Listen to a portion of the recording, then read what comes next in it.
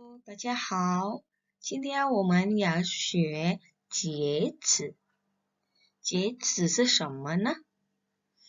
在英语，介词是kata depan atau preposition. Mungkin kalian sering mendengar kalimat seperti ini. 我给爸爸打电话。我给你打电话。Mengapa di dalam bahasa Indonesia diterjemahkan menjadi saya menghubungimu, saya menelponmu. Mengapa di bahasa Mandarin tidak diterjemahkan menjadi 我打电话你，我打电话爸爸. Di dalam bahasa Mandarin, kalimat saya menghubungimu itu harus menggunakan kata ke. Jadi kalimatnya adalah 我给谁打电话。我给爸爸打电话，我给妈妈打电话，我给姐姐打电话. Jadi harus ada kata ke. Kata ke ini yang kita sebut dengan 介词. Ada lagi kalimat yang seperti ini. Kalau di dalam bahasa Indonesia, saya bermain bersama dengan teman saya. Saya bermain dengan teman saya. Kata dengan kalau di dalam bahasa Mandarin itu di dalam bahasa Indonesia kata dengan itu terletak di belakang. Tetapi kalian sadari kata dengan itu terletak di depan ketika dia dalam bahasa Mandarin, yaitu 我跟我的朋友一起玩。我跟我的朋友一起玩. Jadi kata 跟 di sini itu kita sebut dengan 介词. Lausa akan memberikan beberapa contoh. Apa saja sih kata 介词itu yang akan dipelajari pada hari ini?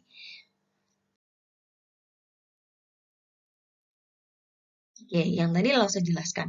我给你打电话。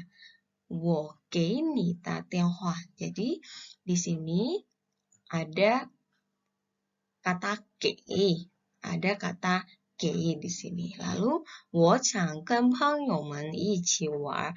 我想跟朋友们一起玩. Ada kata 跟. Lalu 我们对汉语很感兴趣。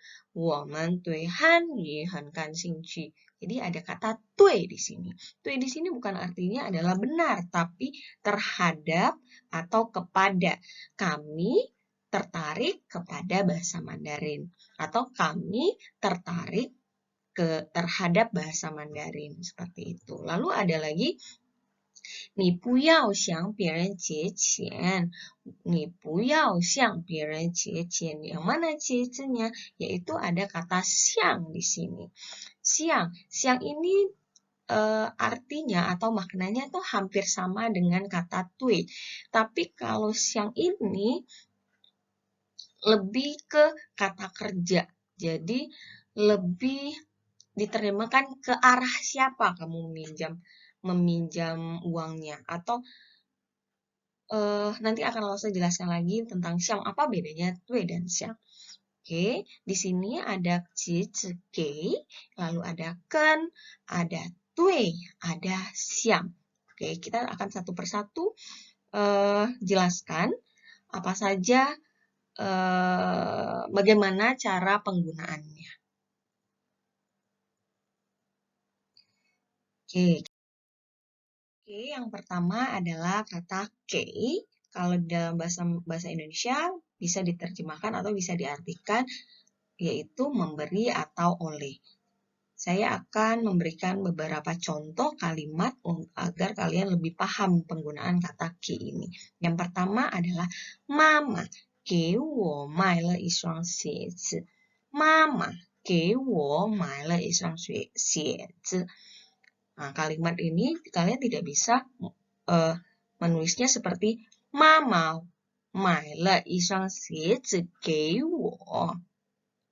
妈妈买了一双鞋子给我. Itu salah. Jadi yang tepat adalah 给我-nya terletak setelah subjek. Jadi kalau bisa diterjemahkan dalam bahasa Indonesia adalah Mama membelikan saya sebuah sepatu. Mama membelikan saya sebuah sepatu. Nah, tapi di bahasa Mandarin tidak bisa Mama 买了我一双鞋子, tapi harus Mama 给我买了一双鞋子, seperti itu. Yang kedua adalah 我昨天晚上给男朋友打了个电话。我昨天晚上给男朋友打了个电话。Untuk kalimat 打了电话 atau 打电话 menelpon atau menghubungi, tadi sudah saya jelaskan, harus ada kata 给谁. Jadi siapa yang menelpon siapa, seperti itu. Jadi harus 我给谁打电话. 爸爸给谁打电话. Di sini kan saya kemarin malam menghubungi pacar saya. Saya kemarin malam menghubungi pacar saya. Tapi kalau diterjemahkan bahasa Mandarin, 我昨天晚上给男朋友打了个电话. Kenapa di sini ada ke tianhua? Artinya adalah sebuah telepon. Jadi dia menghubungi pacarnya hanya sekali. Yang ketiga, 我给你介绍我的爱人。我给你介绍我的爱人。Saya memperkenalkan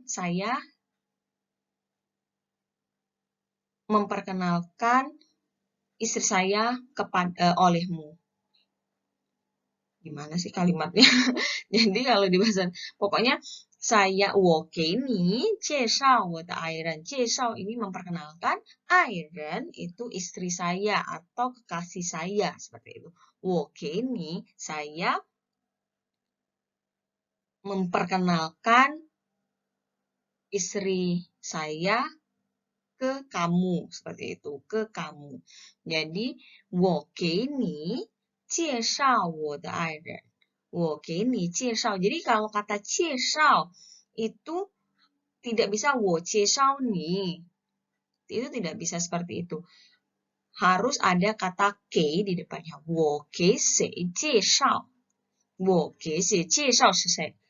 介绍谁. Jadi saya 给谁介绍谁. Saya 给 siapa memperkenalkan siapa, seperti itu. Oke, yang keempat adalah Li Xiaojie 给客人送了一杯茶。给客人送了一杯茶。Li Xiaojie ini namanya Nona Li. 客人 itu tamu, 送了 mengirimkan atau mengantarkan secangkir teh. 送了一杯茶. Jadi harus 给 memberikan kepada tamu, memberikan 给客人送了一杯茶. Jadi harus ada kata 给. Jadi nggak bisa kalian membuat kalimat Li Xiaojie 送了一杯茶给客人. Tapi harus 给-nya ada di depan, yaitu setelahnya subjek. Ini untuk kata 给. Lalu kedua adalah kan dengan. Ini gampang sekali. Kalian bisa menerjemahkannya seperti kata he dan. Ya, pertama 我跟他一起去图书馆借书. Ya, saya bersama-sama pergi ke perpustakaan meminjam buku dengannya. Oke, 我跟他一起去图书借书. Nggak salah kalau misalnya kalimatnya 我一起去读书借书跟他. Jadi kan-nya jangan di belakang karena bahasa Indonesia dengan itu letaknya di belakang. Kalian selalu menerjemahkannya menjadi 我一起去读书借书跟他. Lalu yang kedua, 他跟父母一起去了北京. 父母是什么? 父母是 orang tua. Jadi saya pergi ke Beijing bersama dengan orang tua. Jadi bukan kalimat seperti ini. 他去了北京一起跟父母. Tapi 他肯父母一起去了北京。Lalu yang ketiga, 我们要跟中国朋友开一个咖啡店。我们要跟中国朋友开一个咖啡店。Kami mau membuka sebuah kafe. Kafe Tian ini adalah kafe. Sebuah kafe dengan teman Tiongkok. Kami mau membuka sebuah kafe dengan teman Tiongkok. Jadi dengannya itu letaknya adalah setelah subjek seperti itu. Lalu yang keempat, 这件事跟你有什么关系？这件事跟你有什么关系？ Masalah ini denganmu apa hubungannya? Atau kalau kalimatnya ini bahasa Indonesia, masalah ini ada hubungan apa denganmu? Seperti itu. Jadi masalah ini ada hubungannya apa? Ada hubungan apa denganmu? Ada hubungan apa denganmu? Jadi kuansi ini adalah hubungan. 有什么关系？这件事跟你有什么关系？ Seperti itu. Jadi kan-nya bukan diletakkan di belakang, tapi diletakkan di depan setelah subjek. Lalu ketiga, kata tui. Tui itu bisa diterjemahkan menjadi kata terhadap atau kepada untuk sesuatu perasaan atau hal abstrak. Biasanya setelah A, tui B itu diikuti kata kerja atau kata sifat. Seperti ini. 他对很多人说过这样的话. Dia pernah mengatakan hal ini terhadap atau kepada semua orang. Jadi kepada semua orang. Jadi bukan kalimatnya 他说过这样的话对很多人, tapi 他 terhadap siapa pernah mengatakan hal ini atau perkataan ini. Lalu yang kedua, 他对客人很热情. Nah, di sini ada kata sifat. Jadi sesuatu perasaan. Jadi 热情itu artinya ramah. Dia sangat ramah kepada tamu. Jadi bukan 他很热情对客人, tapi 他对siapa, terhadap siapa atau kepada siapa sangat ramah. Jadi bukan 他很热情对客人, harusnya adalah 他对客人很热情. Lalu yang ketiga, 他对巫术很感兴趣. 他对巫术很感兴趣. Wushu, bela diri. Dia memiliki ketertarikan kepada wushu atau terhadap wushu atau bela diri. 他有感兴趣对巫术 itu kurang tepat. Jadi harus 他对什么有感兴趣. 比如说 misalnya lagi 他对汉语有感兴趣. 他对英语 bahasa Inggris 没有感兴趣, tidak memiliki ketertarikan. 他对你没有感兴趣, dia tidak tertarik kepadamu, seperti itu. Jadi tuenya itu setelah subjek. Lalu yang keempat, 他在马郎长大, 对马郎的一切都很熟悉. Dia 长大 itu besar. Dia besar di Malang.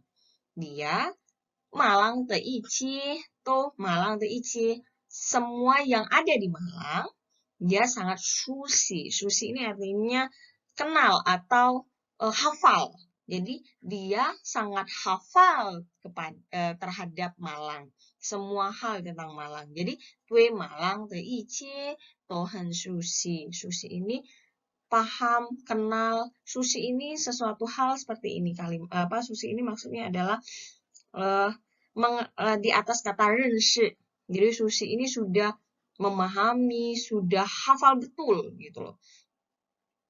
Misalnya, 老师 kenal sama Yugo, tapi 老师 tidak susi, tidak paham, tidak terlalu mendalam kenalnya, hanya kenal saja. Itu menggunakan 认识. Tapi kalau susi, 老师 itu kenal banget sama Yugo, itu harus menggunakan 我对 Yugo han sushi. Ya. Lalu selanjutnya adalah kata siang. Nah, siang ini sama artinya maknanya hampir sama terhadap kata tue tadi. Tapi kalau siang ini tidak bisa kata sifat. Jadi hanya kata kerja saja. Contohnya, 长江和黄河都是相冻流了。Changjiang, Huanghe, Changjiang ini nama sungai. Jadi Changjiang sama Huanghe ini adalah dua sungai terpanjang di Tiongkok. Jadi Xiangdong Liule mengalir ke arah timur. Jadi siang di sini artinya adalah ke arah mana? Ke timur mengalir atau mengalir ke arah timur seperti itu. Oke. Jadi tidak bisa kalimatnya 长江和黄河都是对东流了. Harus siang. Siang itu terhadap. Jadi menghadap ke siapa? Menghadap ke timur. Jadi siang itu lebih ke arah siapa? Jadi menghadap ke siapa? Misalnya lagi, 很多人躲在向这边看. Jadi banyak orang melihat ke arah sini. Melihat ke arah sini. Jadi nggak bisa kalian membuat kalimat 很多人看向这边. Tapi harus 很多人向apa? 看. Ya, 向这边看. Bukan 很多人看这边, tapi 很多人向这边看. Seperti itu. Lalu di sini, 你的英语很好，我要向你学习. Nah, kenapa tidak kalimatnya 我学习你，我学习向你. Kan di sini, wah kamu bahasa Inggrisnya sangat bagus. Saya ingin atau mau belajar ke kamu atau kepadamu. Jadi bukan 我要学习向你, tapi 我要向你学习. Ya, mau belajar ke kamu, mau belajar kepadamu. Jadi 我向你学习. Lalu ada lagi 我现在没钱了，我向你借钱. Saya sekarang nggak ada uang, saya ingin meminjam uang kepadamu. Ya, bukan kalimatnya 我借钱向你, tapi 我向你借钱. Ini tidak bisa menggunakan kata 对 ya. Jadi nggak mungkin kalian 我对你借钱. Ya, 对 ini lebih ke arah misalnya 我对你很热情, saya ramah kepadamu. Jadi lebih ke perasaan. Tapi kalau siang ini lebih ke yang jelas. Misalnya saya mau belajar kepadamu, saya mau meminjam uang kepadamu. Jadi jelas hal yang mau dilakukan ke siapanya itu. Jadi siang sama tue itu, tue lebih ke abstrak perasaan. Kalau siang ini lebih ke tungcuo. Lebih jelas, misalnya belajar, meminjam uang tadi seperti itu. Dan juga harus belakangnya bukan harus kata kerja, sedangkan tue itu bisa kata sifat. Seperti itu.